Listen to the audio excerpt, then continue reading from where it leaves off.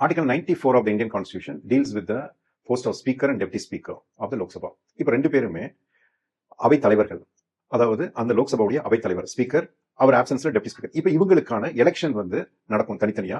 அதுல யார் வேணாலும் எந்த லோக்சபா உறுப்பினர் போட்டியிடலாம். அதிக பெரும்பான்மை யாருக்கு வருதோ அவங்க எலெக்டட். ஸோ ஒன்ஸ் இதுக்கு எலெக்ட் ஆன உடனே சப்போஸ் அந்த பதவி காலத்துக்கு முன்னாடி ரிசைன் பண்ணணும்னு நினைக்கிறாங்க. அப்ப ஸ்பீக்கர் ரெசிக்னேஷன் பண்ணணும்னா he has to hand over the resignation letter to deputy speaker. இல்ல டெப்டி ஸ்பீக்கர் ரிசைன் பண்ணணும்னு நினைக்கிறாங்கன்னா he has to hand over the resignation letter to speaker. இப்ப இவங்க பதவியில இருக்கிறாங்க, இயற்கையாவே என்னது அவங்க இறந்து போறாங்க. அப்ப வேகன்சி அரைசஸ்.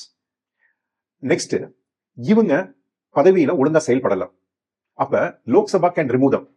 அப்ப எப்படின்னா அந்த அவையுடைய பெரும்பான்மை எப்படி எலெக்ட் பண்ணாங்களோ பெரும்பான்மையோட அதே பெரும்பான்மையோட அவங்கள தீர்மானம் போட்டு ரிமூவ் பண்ணலாம். பட் அந்த தீர்மானத்துக்கு முன்னாடி இவங்களுக்கு நோட்டீஸ் கொடுக்கணும். அந்த நோட்டீஸ் கொடுத்து 14 நாளுக்கு அப்புறம் தான் இந்த தீர்மானத்தை என்னது கொண்டு வந்து பெரும்பான்மையோட ரிமூவ் பண்ண முடியும்.